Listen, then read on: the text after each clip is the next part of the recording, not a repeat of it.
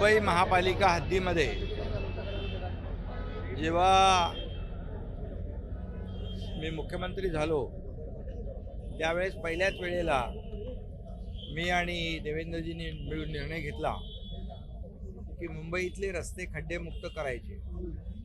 मग त्याप्रमाणे आयुक्तांना सूचना केली आणि जवळपास 700 किलोमीटरचे रस्ते फेज 1 आणि फेज 2 मध्ये कॉन्क्रीट करायचा निर्णय घेतला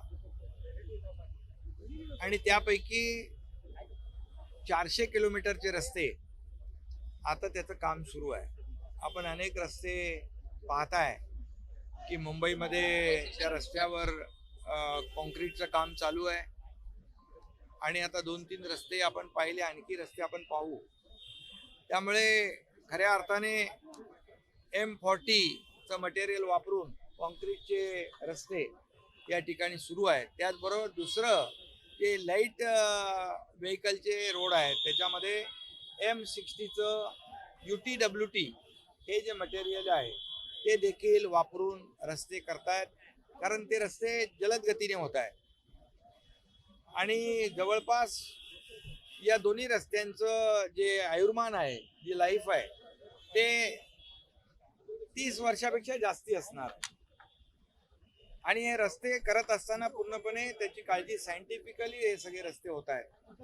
म्हणजे एकदा रस्ता झाला की पुन्हा त्याला खोदण्याचं काम पडता कामा नये म्हणून या ठिकाणी युटिलिटी डक्ट ठेवलेले आहेत आणि त्या डक्ट मधून जे युटिलिटी आहेत त्या सगळ्या त्याच्यातून जाणार। त्यामुळे भविष्यामध्ये हे रस्ते खोदायचं काही काम उरणार नाही आणि त्यामुळे हे रस्ते जे आहेत हे 25-30 वर्ष सहज टिकतील आणि मुंबईकरांचा प्रवास जो आहे हा खड्डेमुक्त, अपघातमुक्त हा प्रवास होईल। हे आता जे दोन्ही फेजचे रस्ते आहेत, आता मी आयुक्तांशी चर्चा केली, त्यांचे जे कन्सल्टंट आहेत तेही किंवा अधिकारी जे पाहत आहेत रस्ते त्यांच्याशी चर्चा केल्यानंतर 26 डिसेंबर ते 27चा एक मार्च-एप्रिल पर्यंत हे रस्ते पूर्णपणे 100% कॉन्क्रीटचे होतील आणि खड्डेमुक्त होतील।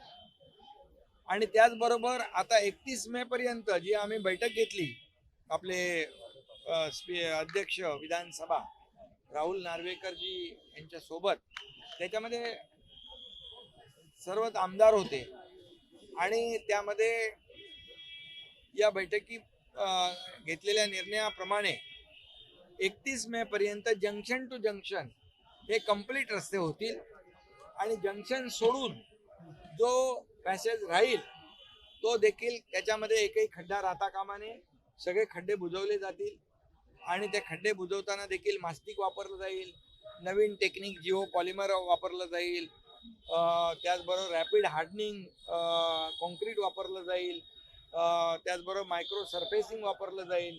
आता नवीन एक इन्फ्रारेड म्हणून आहे तेही वापरत आहेत आणि त्यामुळे हे जे काही 31 मे नंतर मुंबईतल्या मुंबईकरांना, रहिवाशांना खड्ड्याचा त्रास होणार नाही अशा प्रकारचं नियोजन मुंबई महापालिकेने केलेलं आहे।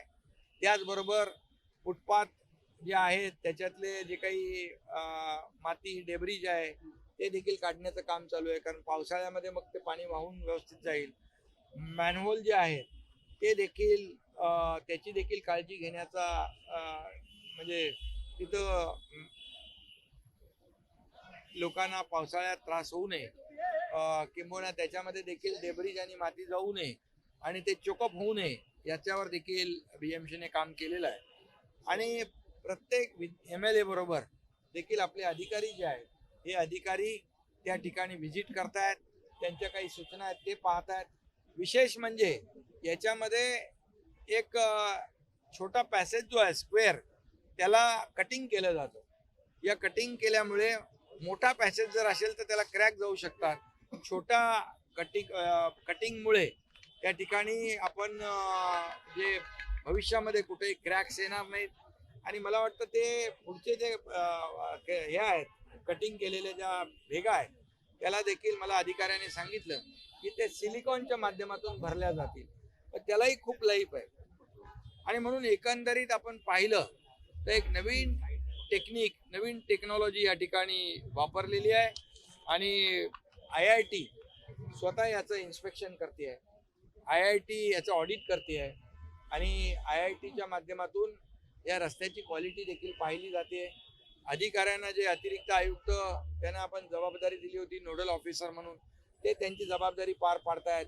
मी एक सूचना या ठिकाणी केली आहे की जे चीफ इंजिनियर असतील, उपायुक्त असतील, दर्जाचे अधिकारी जे लोकांना व्यवस्थित उत्तर देऊ शकतील, त्या रस्त्यावर त्यांचं नाव लिहिणं, बोर्ड लिहिणं आणि त्या नावाच्या खाली नंबर्स, फोन नंबर टाकणे, मोबाईल नंबर टाकणे, जेणेकरून तिथं कुठं काही त्यांना क्वालिटीमध्ये लोकांना काही गैरसोय आढळली, किंबहुना क्वालिटीमध्ये काही फॉल्ट आढळला, तर तात्काळ त्या अधिकाऱ्याला देखील ते फोन करू शकतील. आणि म्हणून याची देखील आपण व्यवस्था केलेली आहे. आणि म्हणून आतापर्यंत एका कुठला GL कन्स्ट्रक्शन म्हणून आहे, त्यांनी क्वालिटीमध्ये काहीतरी चुकीचं काम केलं, क्वालिटी मेंटेन केली नाही, म्हणून त्याला 2 वर्षासाठी डिबार केलेला आहे. त्याचबरोबर IIT डायरेक्ट RMC प्लॅन्ट करते. काही RMC प्लॅन्ट देखील जिथं चुकीच्या पद्धतीने RMC जे कॉन्क्रीट आहे ते बनवून भेसळ करण्याचं काम, क्वालिटी न ठेवण्याचं काम जे कोणी करत असतील त्यांचे देखील RMC प्लॅन्ट देखील बंद करण्याचं नियोजन मुंबई महापालिकेने केलेलं आहे. जेणेकरून हे सगळे रस्ते क्वालिटीचे झाले पाहिजे, टिकाऊ झाले पाहिजे आणि वेळेमध्ये झाले पाहिजे, अशा प्रकारचं नियोजन मुंबई महापालिकेने आता केलेलं आहे. आणि मी प्रत्यक्ष पाहतोय की जसं बैठकीमध्ये ठरलं होतं त्याप्रमाणे या ठिकाणी मुंबई महापालिकेचे आयुक्त श्रीयुत गगराणी आणि त्यांची टीम हे सर्व कामं आणि त्या कामांचं नियोजन करताना दिसत आहेत. जेणेकरून येणाऱ्या पावसाळ्यामध्ये नागरिकांना, आपण कॉन्क्रीटचे रस्ते करतोय आणि त्याचा त्रास नागरिकांना होतोय असं कुठेही कुणालाही अनुभव येता कामा नये.